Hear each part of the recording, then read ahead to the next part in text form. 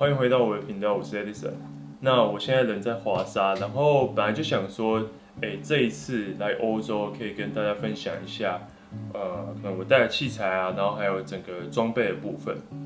那首先呢，就先从包包来介绍起。那这一次我背的是这个，就是 Peter McKinnon 他之前出的 V2。那其实为了买这个包包啊，我是在他一开始做那个 Kickstarter 的时候就已经有预购，那其实中间遇到可能一些海运上面的问题啊，所以也等蛮久的时间才收到。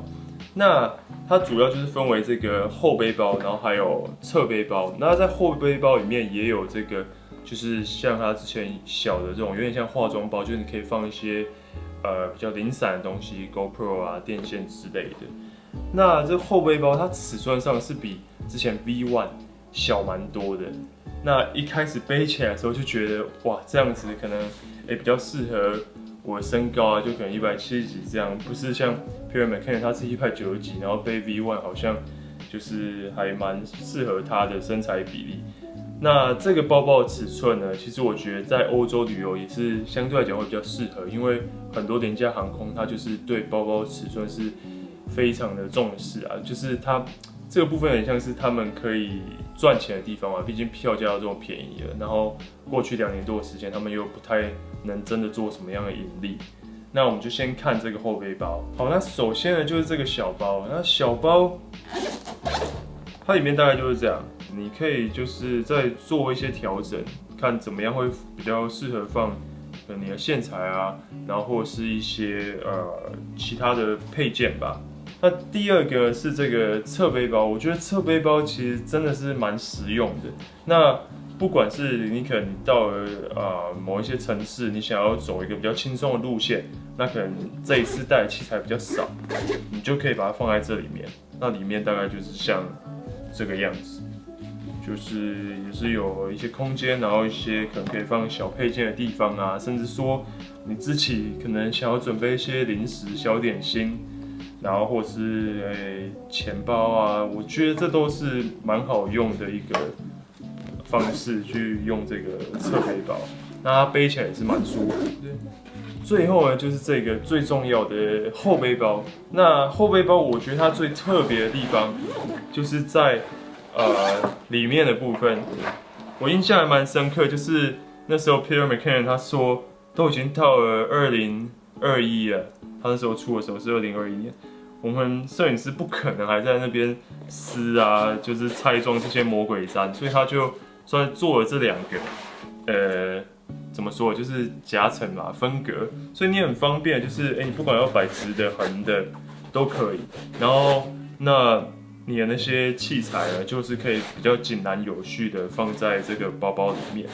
然后它在上面呢，就是有这个就另一个空间，比较快速可以拿可能你最常用的那些器材这样子。那我觉得它这一次这个 V2 做最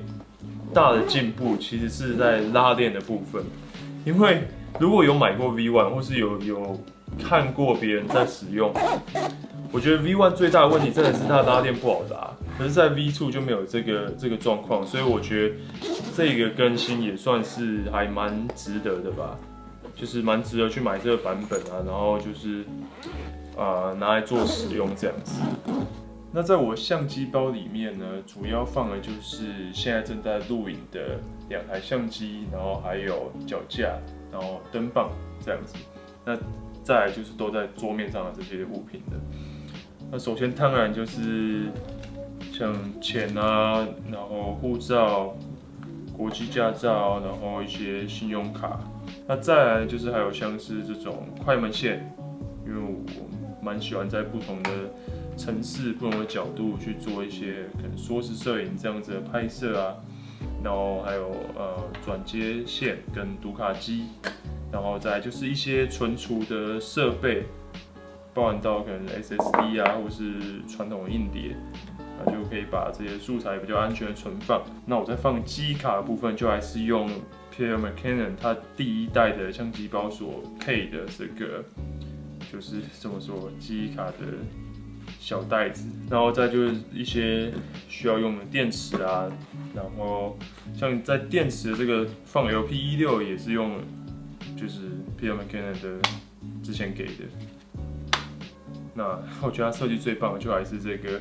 就是磁铁的吸扣，还有里面呢，就是你可以看到，跟电池已经用完了，那你就可以贴上这贴纸，裤头的贴纸，你就知道哪一颗电池还有用，还有电可以用，那就不会换错。然后再来在左手边呢，就是有包含到手机的稳定器啊，然后还有这个 Gorilla Pod， 就是很多地方呢，它可能不能让你带大的脚架、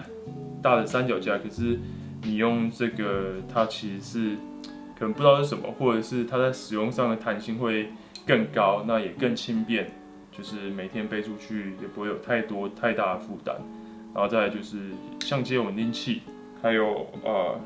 几颗镜头这样子。那特别想要分享的是，就是这一次来欧洲 Insta360，它也提供了他们的 One RS 来让我做拍摄。那包含到它这个360度的全景镜头，在拍摄一些像比较动态，像在巴黎啊，就有骑摩托车，我觉得它都可以取到一些比较特别的角度。我到后来发现，我在拍摄的时候，比想象中还要使用它的频率又再更高一些。因为不管像是跟日常要做一些 vlogging 的时候，它的体积，然后还有它的收音，我觉得在很多场合其实都还算是更适合一种选择。比起你就装了一个相机，然后接上这个 RAW 的麦克风，那好像就是要告诉全世界你正在拍 YouTube 影片一样。我觉得这个反而是更实用吧，也可以就是因为放在口袋，随时拿出来就可以开始记录一些很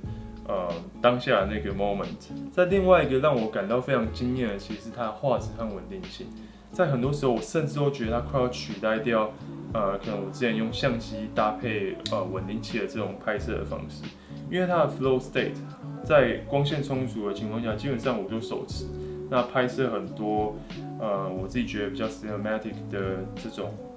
画面的感觉，其实就已经很够用了。那最后呢，就是这个由 DJI 台湾提供的 Mini 3 Pro。那在飞行之前呢，我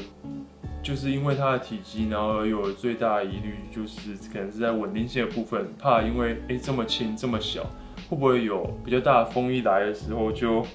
可能被吹走啊？就一起飞之后呢，就发现它其实跟我之前使用过一些体积比较大的空拍机是没有什么样的不同，同样非常稳定，而且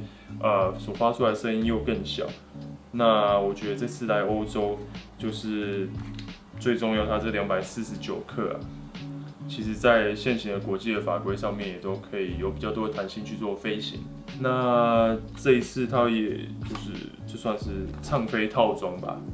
就你可以有3颗电池，我也蛮喜欢它这个电池的设计，就是这样子的充电，我觉得也节省很多的空间，然后同时就是用这个 Type C， 那也可以非常有效率的去做充电，每一天呢都可以有完整的3颗电池去做飞行，去做创作。以上呢，这些就是我这一次来欧洲所带的全部的器材。今天的影片就先到这边结束。如果你喜欢这个影片，可以帮这影片按个赞。那想要看到更多的内容，就欢迎追踪我的 Instagram。那我们就下部影片见喽，拜拜。